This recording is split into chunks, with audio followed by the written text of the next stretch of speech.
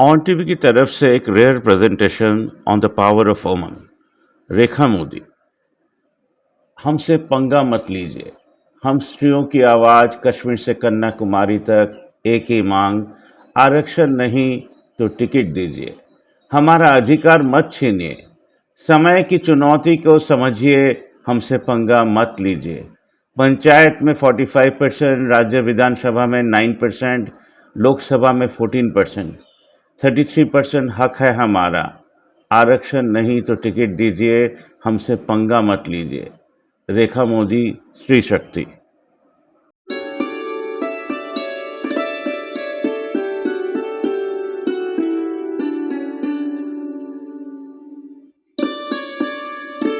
নতুন government in. এতদিন তৃণমূল চালিয়েছিল বাংলা, এবার বিজেপি চালাবে। তারা যা পোল প্রমিসেস করেছিল তার ভেতরে একটা ছিল যে আমরা ফ্রি বাস ট্রাভেল দেব। স্ত্রী শক্তির রেখা মোদি ছিলেন তার পেছনের কারিগর।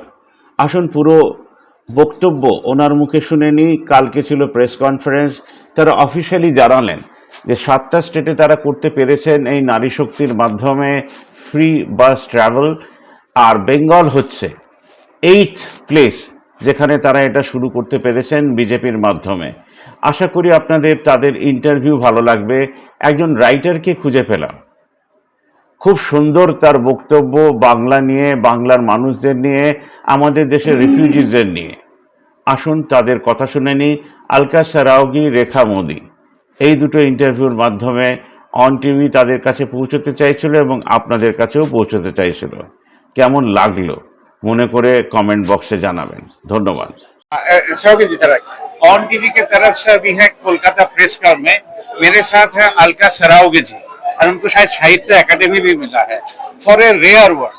बांग्लादेश से जो औरतें आई हैं हमारे देश में, कोई रेफ्यूजीज होगी, कोई परमानेंट अभी हो गई होंगी सिटीजन, उनके साथ काम करने का एक्सपीरियंस कैसा रहा, और यही लेकर के आपने लिखा?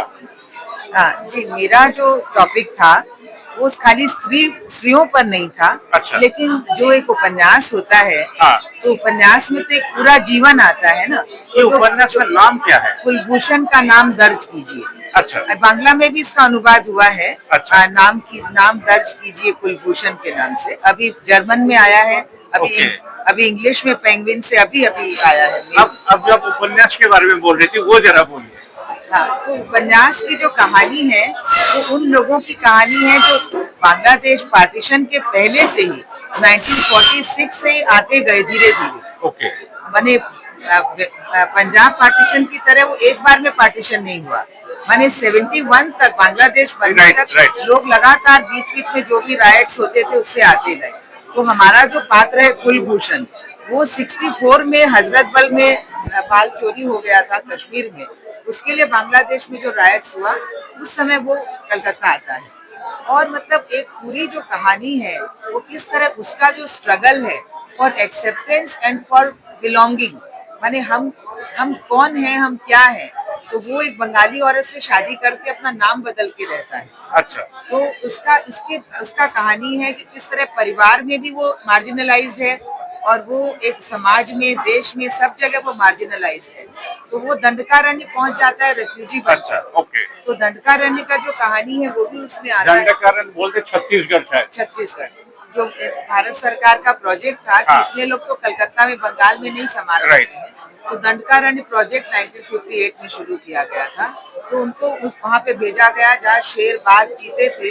जंगलों को साफ करके उन लोग को जमीन दी गई। आज भी बहुत बंगाली है। रायपुर में अगर आप माना कैंप में जाएंगे तो रायपुर का माना कैंप में बहुत सारे बंगाली हैं, और आज भी वहाँ बहुत सारे बंगाली हैं। ये नॉवेल लिखने में आपको कितना साल लगा? 3-4 साल। देखिए, And when did you begin writing? मैंने ये 2018 के आसपास में शुरू किया था। ये आपको ये सब्जेक्ट क्यों चूज किया आपने, जबकि इंडिया में काफी सब्जेक्ट हैं? नहीं, हमारे आसपास और हमारे परिवार में बांग्लादेश से, माने कि जो कि पहले कुश्तिया के लोग थे, कुश्तिया से माइग्रेट करके आया हुआ परिवार हमारे आसपास बहुत था।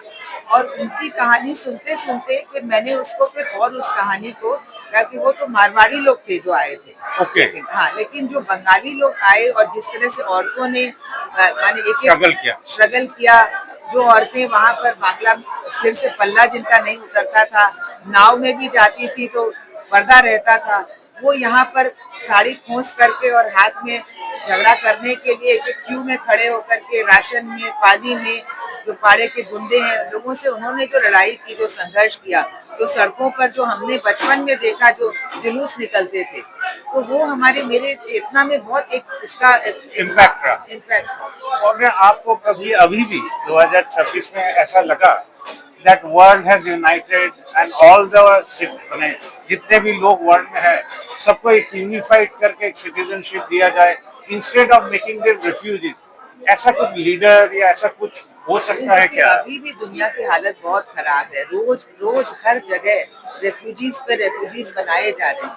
तो मेरा उपन्यास लिखने का एक उद्देश्य ये भी था हाँ। कि जो रेफ्यूजी का जो दर्द है, कष्ट, उसका जो हाँ। डिस्पोजेशन है, उसका जो डिस्प्लेसमेंट है, उसकी कथा की कुलभूषण की कथा के माध्यम से अगर पहुंचती है तो हम ये समझ सकते हैं कि रेफ्यूजी जो है वो कोई कॉकरोच नहीं है जो आपके घर में घुस आया है और उसको पेस्ट कंट्रोल करना है। वो आप ही की तरह इंसान है जो अपना घर बार, अपनी नदी, अपना गांव, अपना घर सब कुछ छोड़ करके आया है और उसका दर्द लिए वो सारा जीवन जीता है।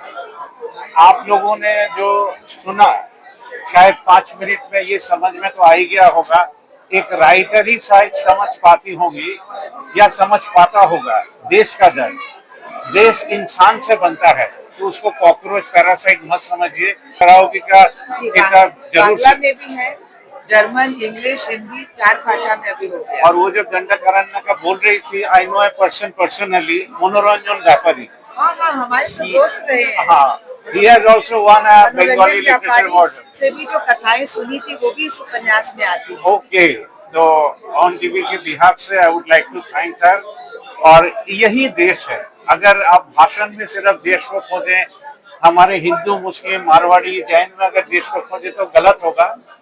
पीड़ा हटाने का नाम ही शायद देश होना चाहिए। Thank you.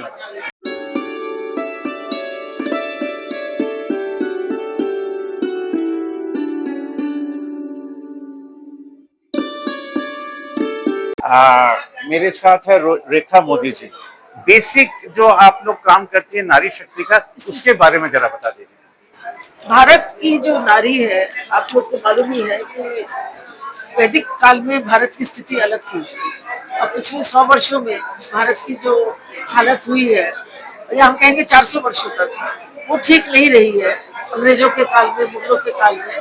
पर अब जब भारत का एक स्वतंत्रता मिल गई है, भारत को 80 वर्ष गुजर गए हैं, तो नारी का सशक्तिकरण, उसको सुविधा एवं सुरक्षा, 2 ही चीज हम मांगते हैं कि सुविधा दीजिए और सुरक्षा। तो जो सरकार ने ये पहल उठाई है, जो फ्री बसेस दी है बंगाल में, तो अभी तो सिर्फ 8वीं स्टेट है ये, और सारा भारत इंतजार कर रहा है कि कब देंगे।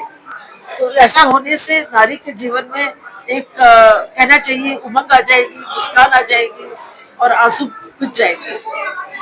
उन्हें नारी शक्ति का ये फ्री बस के साथ वुमेन इमेंसिपेशन भी तो होना चाहिए, साथ में सब जुड़ा हुआ है। नारी का के लिए क्या बैंकिंग सर्विस आप सोच रही हैं? सोचिए, पुराना जो वेस्ट होता है घर में, उसको जमा कर कर बेच कर एक एक पाड़ा के नारी को एक करके उनके लिए सोशल कैपिटल, ऐसा कुछ हो सकता है? देखिए, बहुत कुछ हो सकता है। सबसे पहली बात है कि नारी घर के बाहर निकले। जब वो घर के बाहर निकलेगी तो बाजार भी खुला है, सशक्तिकरण के माध्यम भी खुले हैं, सब कुछ अवेलेबल है। पर पहले वो एक स्वतंत्र होकर के घर के बाहर निकले, जब घर का उसको डर ना लगे कि निकलते 20 रुपए खर्च हो जाएंगे। बट वो जाएंगी कहाँ? ऐसा कुछ है क्या बंगाल में? नहीं, हम जो 8 स्टेट में आप काम कर रही हैं, जो उनके लिए स्पेशल कुछ जॉब क्रिएट किया जा रहा है? बहुत कुछ हो रहा है, बहुत कुछ हो रहा है। अभी मैं कश्मीर से आई हूँ। हाँ। कश्मीर में बहुत कुछ हो रहा है, घरों में लोग जैम बना रहे हैं, बहुत कुछ हो रहा है। हाँ, this is what I would like to know, जो उनको बुलाकर भी काम कराया जा सकता है। हमारे औकात के ऊपर का काम है ये, राइट। और बहुत संस्थाएं कर रही बहुत कर रही। This is good news for India. And आप लोग जो लोग सुन रहे हैं, वो लोग भी कोशिश कीजिए to create jobs so more people can come out. Thank you very much.